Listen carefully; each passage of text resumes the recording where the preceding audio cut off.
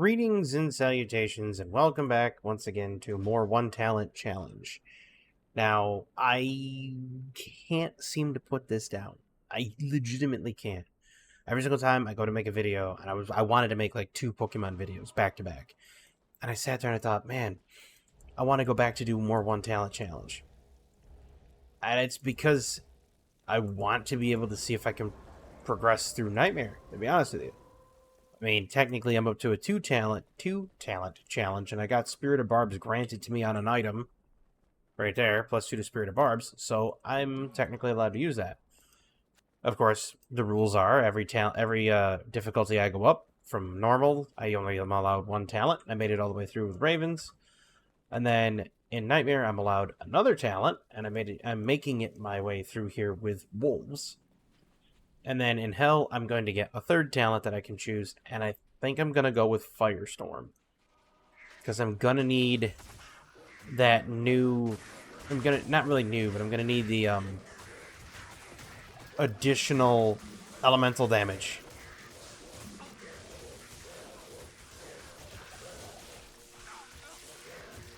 Because once you start getting into higher difficulties, things start getting immune to more than one thing. And that's when the so-called fun begins. But more than that, I had a rather delightful conversation tonight before I recorded, which is one of the reasons I'm so late in my recording, is because I was just chatting with my friend, Dylan. And he recently came back from TwitchCon. He was just out there networking and meeting with a whole bunch of people, and you know, he came back from TwitchCon, and we were talking, and he's gotten to a certain point where Ooh, Rake Scar. That's nice. He's gotten to a certain point where, like, he's not burnt out per se, like most people get. He kind of fell into a funk. You know what I mean? And that happens. It happens with everybody. And we were talking about it, and I gave him advice on how to get out of the funk. And one of the easiest ways to get out of the funk is to have a friend. Just go over and see a friend, get back into real life, like completely unplugged from the digital realm, completely unplugged from just online, and you just spend time with friends.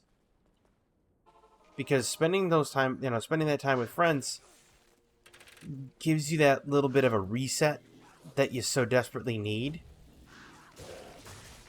And it sounds cliche, and it sounds like hokey and weird, like, oh yes, they needed that reset, so they needed to unplug from life, you know?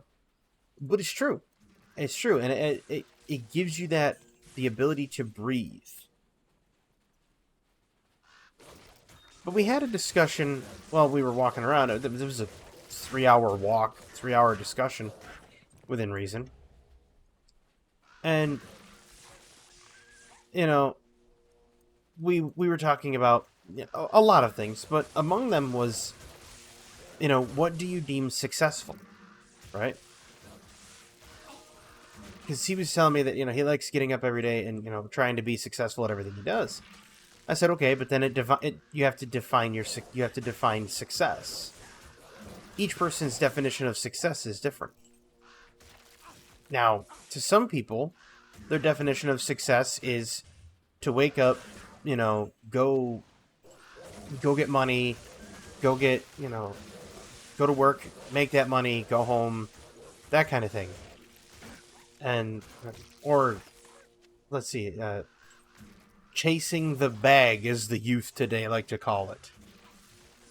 No, that makes me sound like a complete old fart, but they're very true. It's, that to them, that's what success is.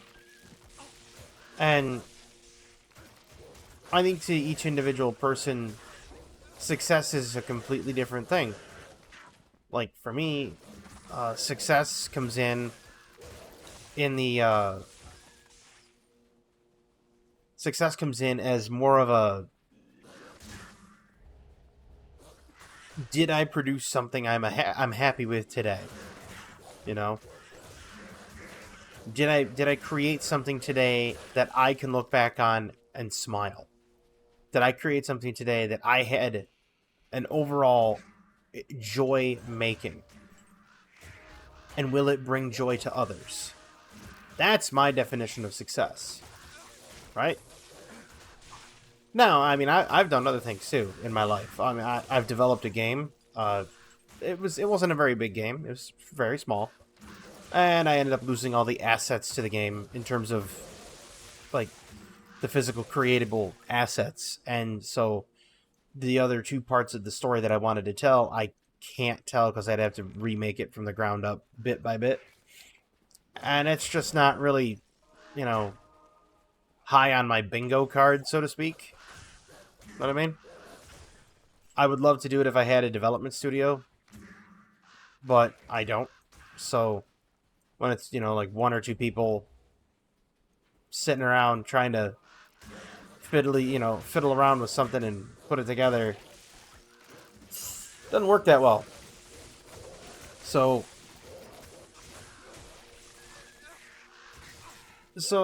I developed the game and I made it. And when I was done with it, it sold just enough copies to really make the money back on the game. But oddly enough, to me, that was a success. Now people say, "Well, wait a minute. How could that be a success?" I mean, like in all honesty, you didn't do anything. You didn't make millions of dollars. You didn't whatever. And it's like, no, but I made the money back to pay for the investment of the game and a little bit more. Not a whole lot. And that was after it was split two ways with my friend that helped me put it together. I still consider it a success. Because how many people could say they've sat down and taken a dream that they had, an idea, and put it together and have it work? That's successful. Regardless of what the other people's definition of it is, that is a success. And as such, that success has lended me, has allowed me to see life differently in a different lens, right? The little victories here and there allowed me to see life in a different lens. I mean, I still have the doing business as, so I still have my DBA, and I could just do business as my own company that put it out and put out the game, which I've thought about. I mean, I've thought about like being that type of person that sponsors my own video. You know what I mean? So like, I use my DBA and I use my position in my DBA to sponsor my own videos that I myself am making. I would gain nothing from it at all, except for the fact that it would be, comically. I would be laughing. It'd be very comical for me. Other people, not so much. They'd look at that and be like, "I don't get it." Well, okay. It's funny if only to me, I guess, would be the phrase. But nevertheless, I mean, I've thought about it. I haven't done it, but it's crossed my mind and made me chuckle a couple times. And as you can still hear, I'm still battling a cold, I believe. Maybe it's allergies, maybe it's a cold, I don't know. But like I said, doesn't matter. Show must go on, and I'll always be doing it. I also used to stream too. And one time I did get to, quite a few viewers. And I kind of liked the idea of streaming. It was fun. But I gotta tell you, I love content creation more. Making YouTube videos. I mean, even if they are just me waxing philosophically or talking about everyday things, it's more free flowing, I would have to say. Because I can make this video, I can make another video, I can make 5-6 videos and then just schedule them all to be put up throughout the week, right? And when I schedule them all to be put up, what happens? What do I spend the rest of my week on? Living life. Yeah. Now, there are people out there that say, well, but what if you have no talent? What if you have no talent for it? What if you're not good at it? I mean, are you yourself? Are you being genuine? Are you out there just being you? Well, then you're good at it. You don't have to put on airs. You don't have to put on a persona. You don't have to go out there and be like, oh, we're going to trap 86 crazy squirrels into an elevator. Find out what happens in the next video. You don't have to go above and beyond and, I mean, for lack of a better term, kind of go all Mr. Beast. You don't have to be the next big thing. You just have to be you. And those that enjoy it and appreciate it will gravitate to it. That's simply it. That's the law of attraction, I mean, that's my law of attraction, if I had to say anything, is that those that really resonate with it will come to it. Those that don't won't. So that's what I do. I come on here and I be my authentic self. And I don't try to make content that's over the hill clickbait. Over the hill, listen to me.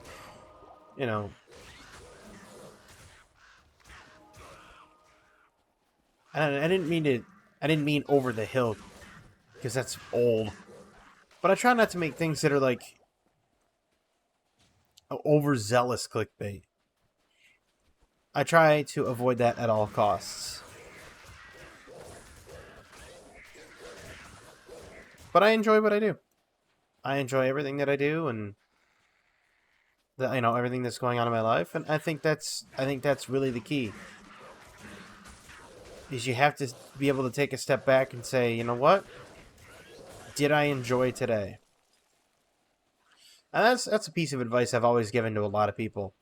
I tell them, one of the best things you could say is, that's not really even one of the best things you could say.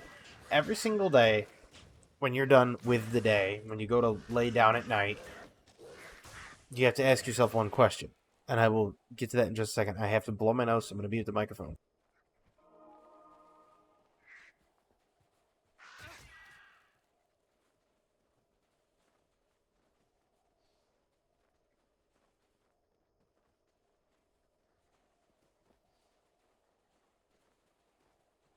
Okay. Sorry about that. I didn't think anybody wanted to hear that in the microphone. And that's not even an edit, because I'm not going to cut it out. I was just going to leave it in there, but I figured for the kindness out of everyone's ears, I could just cover up my nose and blow my nose with the microphone muted. When you're done with the day and you lay down to go to sleep at night, the one thing you should do is you should ask yourself, did I enjoy today? I mean, that's it. That's a simple question. Did I enjoy today? And then answer the question. If you enjoyed today, say yes, I enjoyed today. And today was very enjoyable. It was fun. There you go. There you go. Now, let's look at it from a different direction. Let's say you say, no, you know what? I didn't really enjoy today. If you did not enjoy your day, why? What could you... why didn't you enjoy the day? What could you have changed that would have made the day better? And then you have to give the reason of what could have, what would have made the day better. And I'm not talking, like mild reasons or hokey reasons like, oh, I didn't find $1 million in a backpack. I'm saying, like, realistically speaking, what could have made your day better? Because if you find out that you didn't enjoy the day because you didn't get to go work out at the gym, or you didn't enjoy the day because they ran out of the one specific item that was on sale that you were looking to go get, or anything that caused your day to have a damper, you then have to ask yourself, could I change it? Was it able to be changed? If it's not able to be changed, don't worry about it. Try again tomorrow. Try to have a good day tomorrow, right? If you could change it, ask yourself, why didn't I change it? Because you had the ability right then and there to change it, but you opted not to. And if you find out the answer of why didn't you change it, you set out to change it tomorrow. And that's all it takes. Now, for some people, it's hard to do. I mean, I'll be honest. For some people, that's really hard to do because there's a lot of people in a very, I don't want to say a dark place, but they look at their life and they think, what else is there? Oh, there's a lot out there. There's lots and lots out there. And everyone has a meaning. Everyone has a purpose. This is just a little bit of life advice. Now, you don't have to take it, and if your experiences are different, your experiences are different. Everyone has a purpose. Everyone has a meaning. If your life's meaning isn't there yet, it might just mean that it does not exist yet. Meaning, let's say your life's purpose is to master how teleportation works. Okay? Maybe you're the one that finally figures out teleportation. Obviously, teleportation doesn't exist, so how can you figure out that which does not exist? Right? So, given that is the, that's the, the example I've given here, now that we have that example, and obviously you can't, figure out teleportation because it doesn't exist, you can't really be down on yourself for not having that purpose because that purpose doesn't exist yet. Know what I mean? I guess what I'm trying to say is give it time and your purpose will arrive. I guess that's what I'm saying. Give it time, your purpose will arrive. And when it does, you'll fit right in to that purpose. And your life will be fantastic. Like for me, I didn't know what my life's purpose was 20 years ago. 20 years ago, I had no idea. And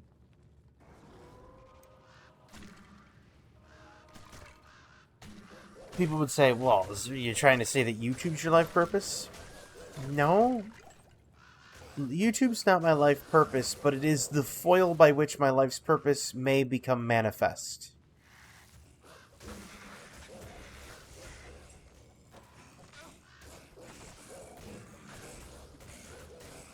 My life's purpose has always been to give advice and to help people out. And to at least point them in a direction just so they perceive something differently. That's it. Just to change their perspective. That's all. not in a psychological sense, because I am not a psychological, like, I'm not a licensed psychologist, but more so of a motivational speaker, right? I want to motivate people to look at things differently. That's what I've always wanted to do, and that's kind of my life's purpose, is to motivate people to look at things from a different point of view, or at least to notice, to try to look at something at least slightly differently. You know what I mean? And this is the perfect foil by which to do so, because I could make videos and talk about it, and play Diablo in the background, and get to play other games in the background. You know, games that don't require me to really think all that much, or focus. With Call of Duty and, say, Pokemon. With Pokemon, I'm thinking a lot, because I'm trying to think of the strategies and think of the moves, and still try to engage with the audience. And with Call of Duty, I'm concentrating so much on my shots because of the Willet snipe and everything, that I end up, you know, creating long silences, and it doesn't really work out too well with those, to try to have that free-flowing sociological / psychological discussion. I can't even call it a psychological discussion. It's more of a sociological discussion. Thought-provoking discussion. However,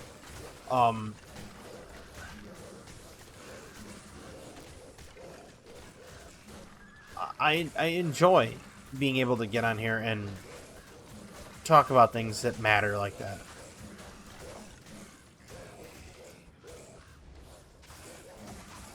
It's a wonderful medium by which to do so.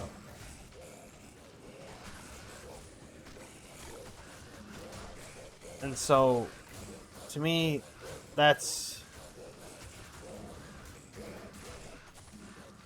I don't know, it's always been a good thing to me.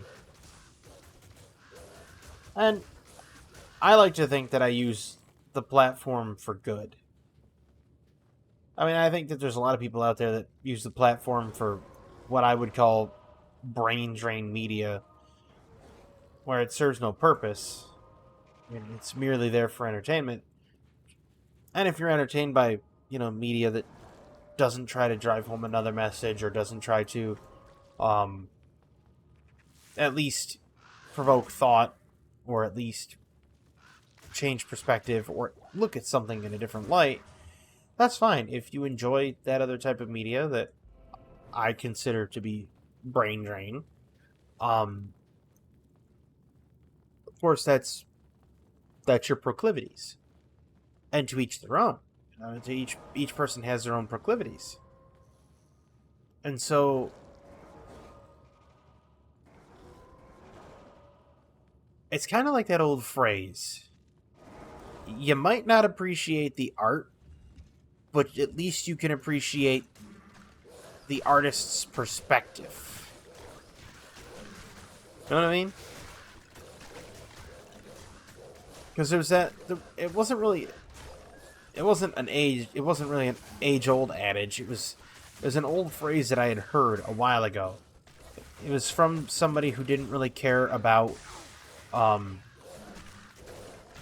modern art. They really despise modern art.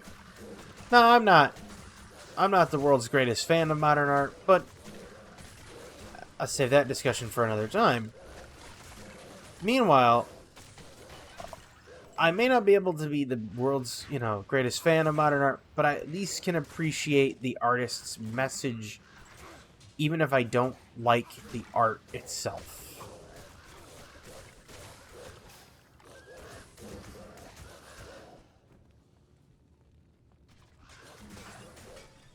I mean, there's some art that I've seen that is absolutely abhorrent, and I can't stand it. But I understand what the artist was trying to depict. And through that understanding of what the artist was trying to depict, I gain an appreciation for their point of view, even if I don't like the product.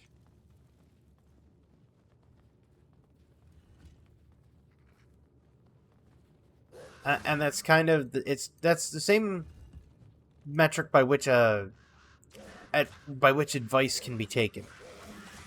even if you don't agree with the advice, you can at least respect the person's perspective on how they see things. And obviously say things like, I politely decline, or I disagree with your assessment. Things like that. And, there could be a mild discourse to be had between two parties. And when you have that mild discourse between two parties, that's when you can come to a consensus or a better understanding of pretty much everything. And I say pretty much everything because not everything can be sorted out in such a manner smoothly or efficiently or in an orderly fashion or a timely fashion. Because there is that contingent of people that no matter how much evidence you put before them and no matter how much time you've given them to mull it over and really take a look at all of the facts, they will never truly change their perspective on it.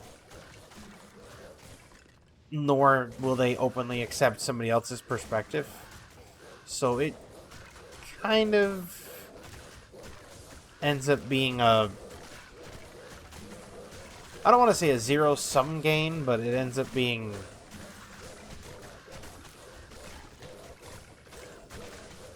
just not helping or benefiting anybody in the end.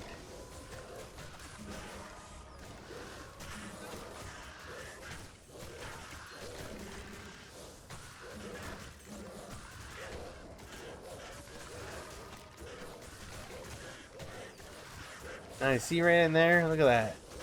That wolf is in there fighting like the Dickens.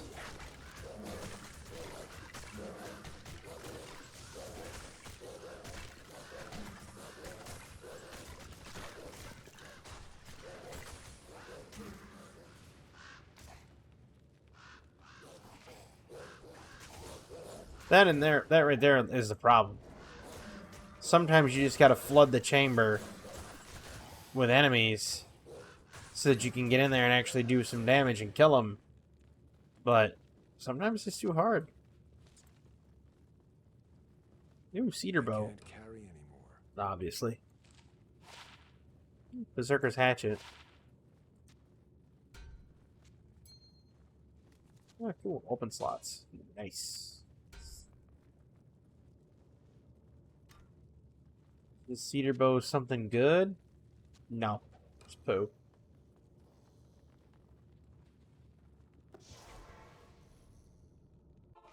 I think the Maggot Lair is going to be a problem. So I don't have a whole lot of stuff. Like, the ravens will be able to fly overhead and attack the enemy. But, you're talking about a very tight place. And my wolves are going to try to run each other over. So it's definitely not so good. Let's put that up there so maybe I don't end up destroying it by putting a chip gem in it. That's the one thing that I wish they could have done, was like removing gems from sockets, removing runes from sockets. I think Diablo 2 could have used that, really. Even if it was like bring a lot of high quality equipment to somebody and then they give you one unsocket and you have to choose what rune to unsocket. I think that would have gone further than being able to use 3 runes and a chip gem or whatever to make the next highest rune.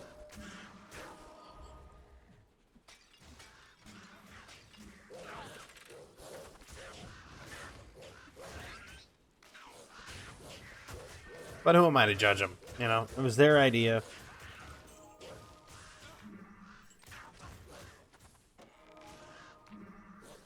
And they sold millions of copies, so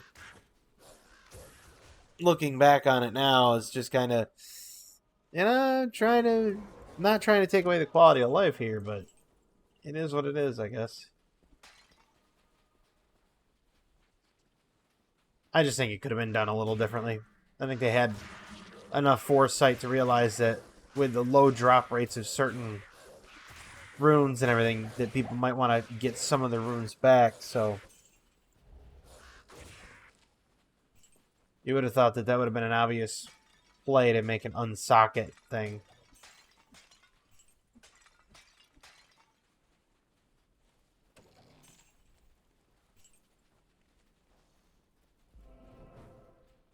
I mean, to me it's obvious. Like, you don't want to sit there and waste time constantly farming runes that aren't going to do you any good, and then all of a sudden you realize, once you've farmed the rune or used the rune, that you realize, oh, there was a rune word for it, and then you feel foolish and you want to hide under a rock. Trust me, I've been there. Or you make a mistake in the order the runes go in. Instead of like Tir Tal Am, you're just like Tir Am Tol Tal, and you're just like, oh wait, that's not how it goes. And then you just basically shafted yourself 3 runes. So having an unsocket thing would have been actually quite helpful.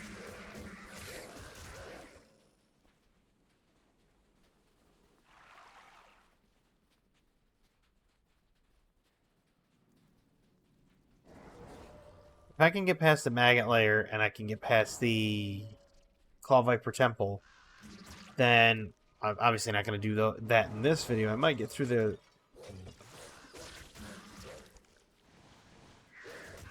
Might be able to get through the Maggot Lair.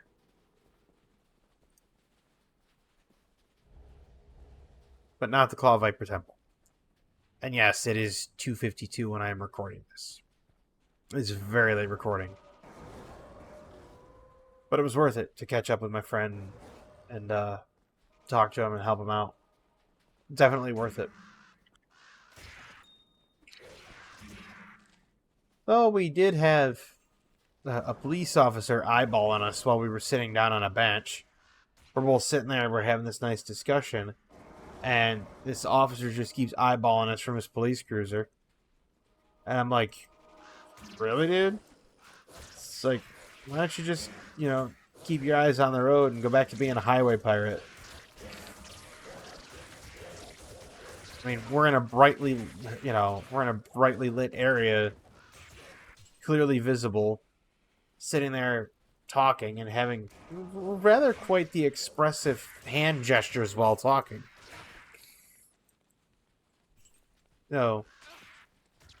Making like expressive hand gestures, like, you need this bit of life to be able to connect to this bit of life and so on, and stuff like that.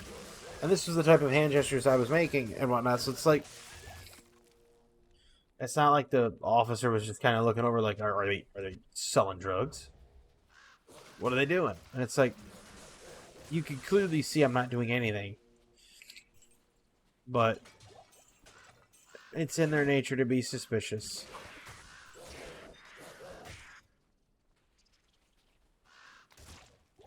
I thought it was funny, though.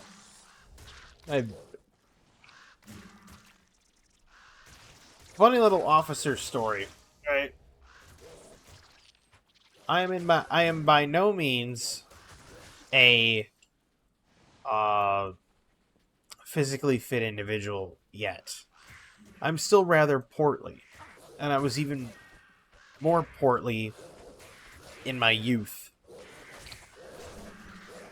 And this was a funny story. I actually have a couple of funny anecdotal stories.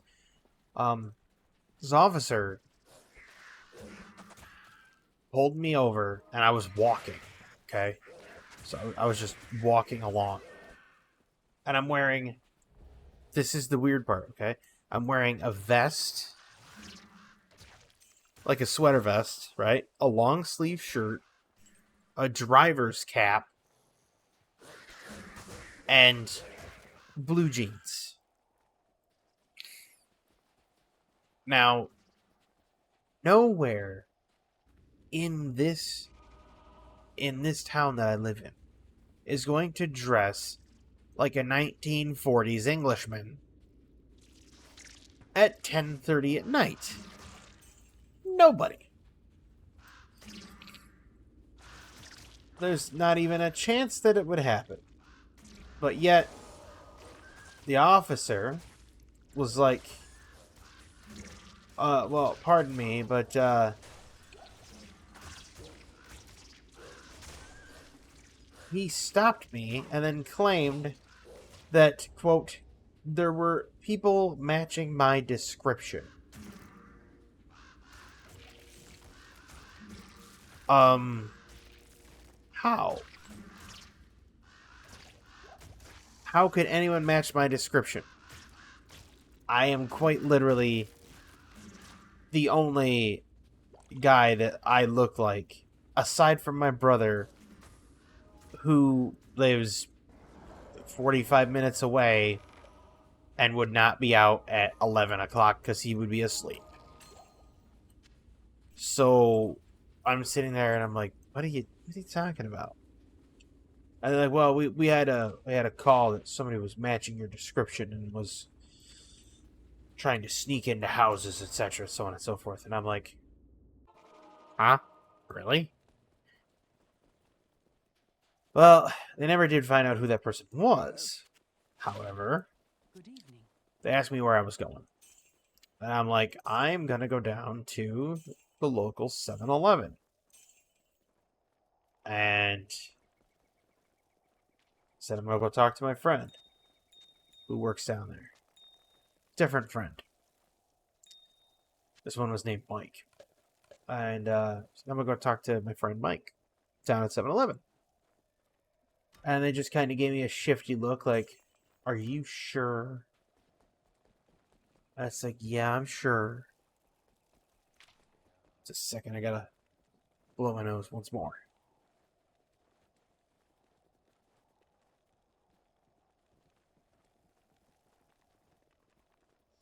Hello.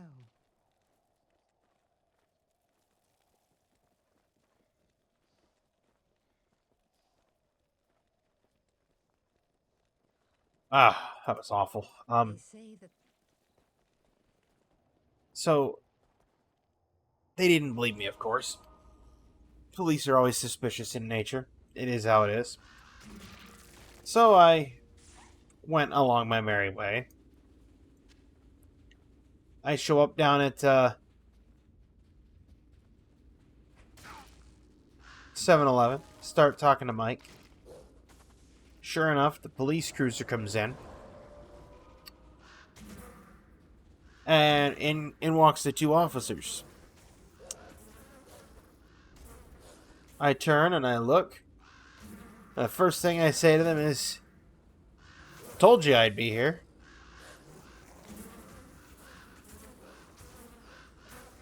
Obviously, they didn't like that, but they didn't have anything to stand on. It's like, I told them right where I was going to be. I told them everything they needed to know, and sure enough, that's exactly where I was. And so they're standing around, we're, they were talking to my friend Mike at the same time, because they were still looking for the person that matched my description. And I said, Mike, realistically, Mike, how many people match my description in town? That's not a very big town, mind you. This town is like less than 600 people, okay? And I said, how many people, match my description? And Mike's like, 0. And I'm like, these two, and I was like, these people were saying they match my description. I was like, how's that even humanly possible? Nobody matches my description in town. Mike's like, yeah, I don't see how anybody can match your description. And so, cops were a little dejected and disgruntled, but they knew it wasn't me. And they were like, they even asked me where I was coming from, right? And the weird part is when they were coming up the road, they saw me exit my house.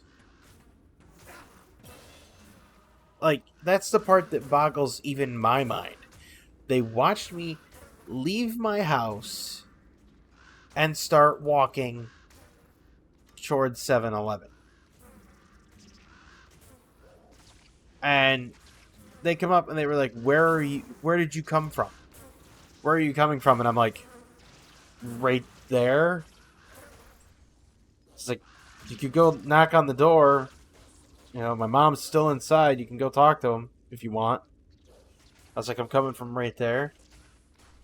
Oh, where are you going? It's like 7-Eleven.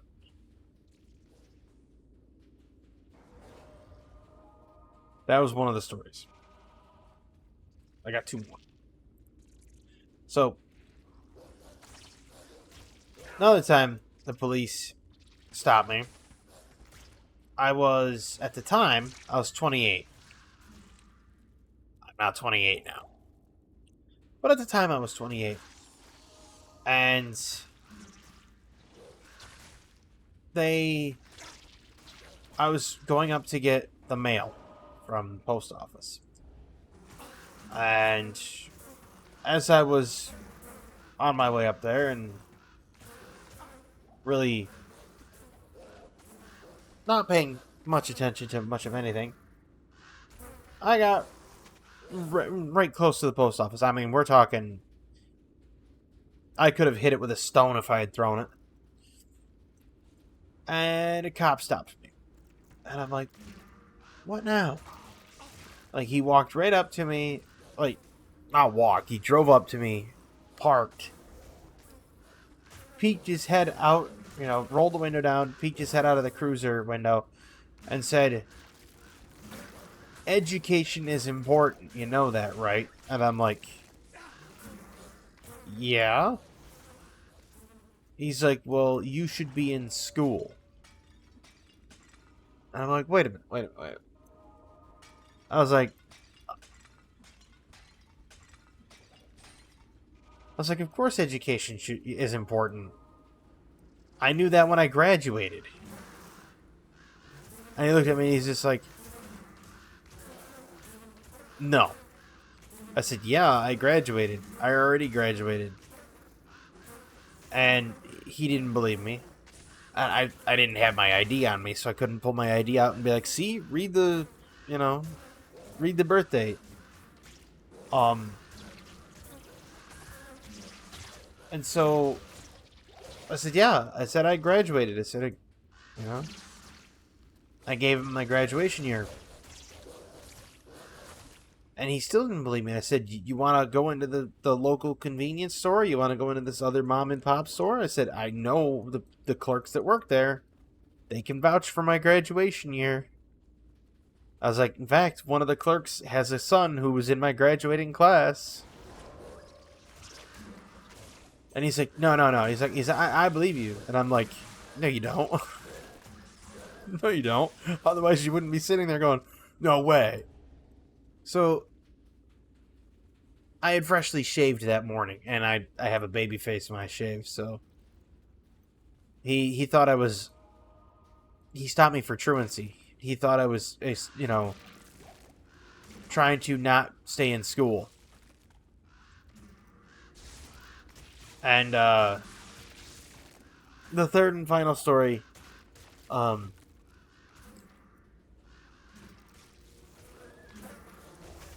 this guy is a state trooper.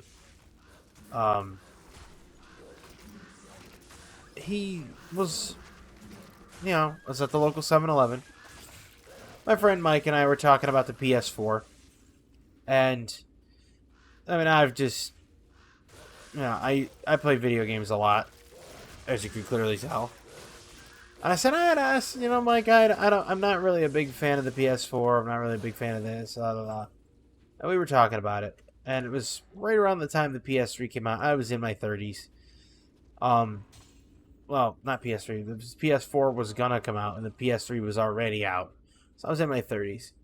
And, the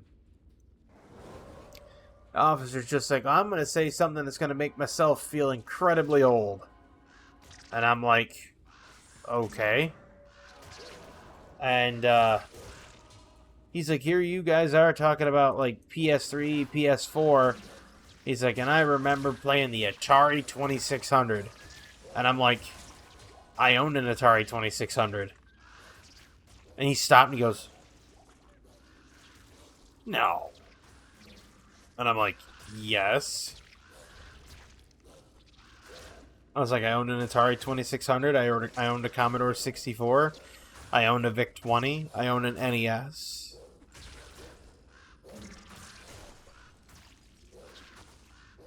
I was like, I even owned an Atari 5600, and those were not good. Atari 5600s were absolutely vomit-inducing. But we owned them. Like, we grew up with video game consoles. We grew up with a lot of stuff. And the really funny part is when we grew up with all this stuff, we were poor as dirt. Like, we legitimately were poor as dirt, and yet the only reason we had what we had was because, well, never mind, he's dead. We had what we had because we would either win it in a contest, or like a not really a contest, but like a drawing. We would win it in a drawing, or we would get it for Christmas, and we had to save up like all year to get it and use layaway, which is a foreign concept for a lot of people because layaway doesn't exist anymore. It is an honor to serve you. However, it worked. You know, we had all this stuff growing up as kids. But he thought he was gonna be like, oh, I'm gonna make everybody feel old, and then cracks off an Atari 2800, 2600. Come on, man.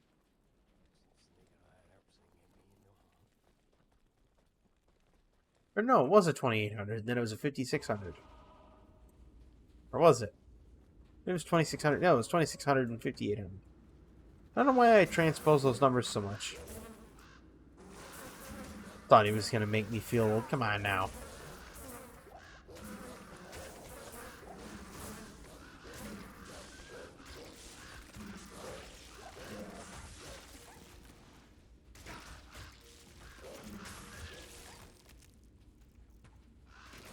See if I can get around there and get this done so I can get some sleep. So I don't want to just make it all the way here and then walk away from the Maggot Lair. So I don't want to have to come fighting all the way through here again. Enemies around every blind corner. Perils around every bend.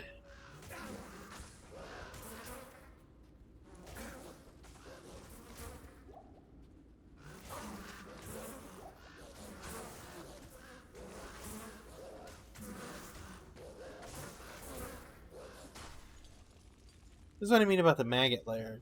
Like, I think this is why they only did it one time in this entire game.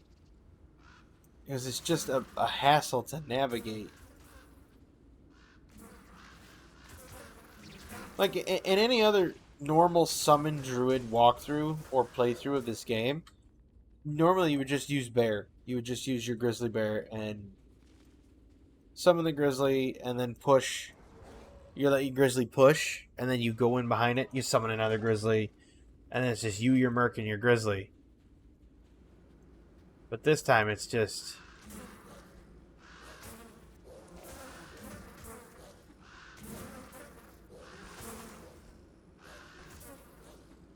a problem.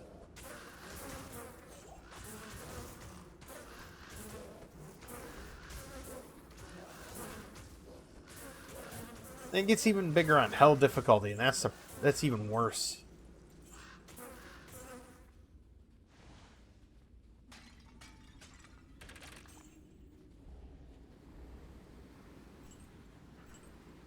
That's the best part about ravens, though, because they can fly over the top of me, and they can fly over the top of my other minions, and do the damage they need to around the corner.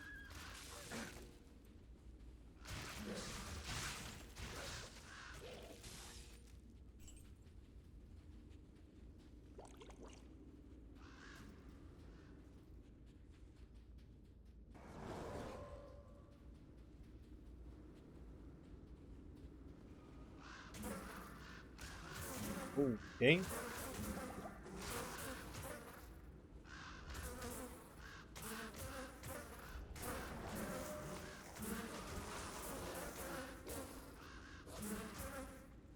You know what I mean about having to summon one like behind there? That way you can let it, and it causes your minions to be able to get in further. Because you can summon minions behind enemy lines.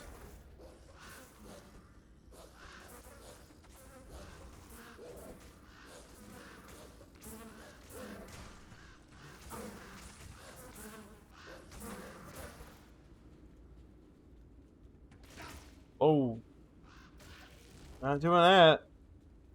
Definitely don't want the death beetles killing you. And yes, they do kill a lot of people. Partially because of the lightning enchanted, partially because of the just outright astronomical physical damage.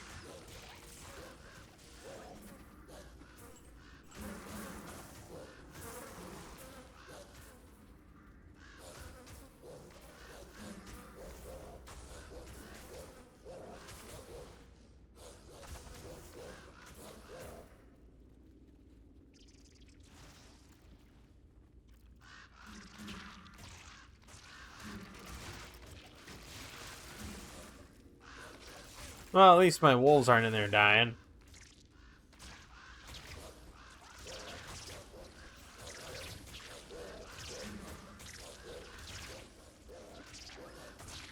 At least my mercenary's not in there gonna get poisoned either.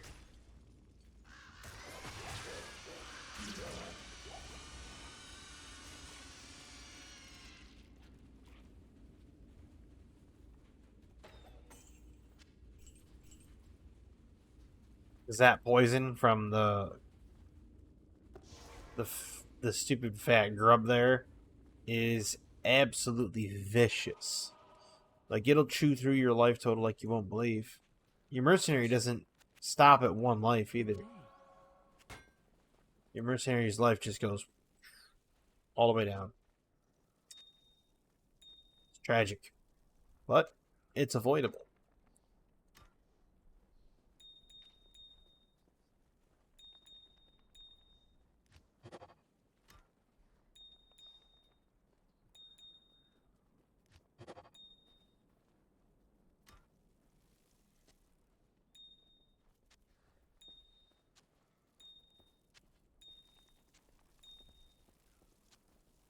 Oh yeah, that's something else that we talked about. That I was concentrating so much on consolidating those gems.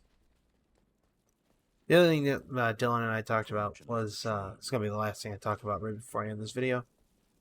We were talking about like shows that had come out, right? And I listed off all the shows I have not watched. I was just like Sons of Anarchy, Breaking Bad, Game of Thrones, The Walking Dead, Squid Game. I haven't watched any of them, none of them. And he's like, "Why not? Why not at all?" And I'm like, I don't. It doesn't interest me in the least." And he could not like wrap his head around that. He's just like, "Why not? I don't understand it." I said, "Just not into it, dude." I mean, generally, if it's trendy, I'm nowhere near it. But I digress. I want to thank everybody for coming out and watching this video. And if you enjoyed it, if you enjoyed watching it as much as I enjoyed making it, that's awesome. And I enjoy making every single video. But we made it through the Maggot Lair. We got the Staff of Kings on Nightmare. And we are going to try to finish Act 2 in the next video that I make. And if I can, that'll be awesome. If not, we will break it down into another episode and then push into Act 3. Act 3 is going to take probably 4 episodes because of just how large it is. But as always, I get every waypoint. So, as always, have a fantastic evening, wonderful tomorrow, and have a good one.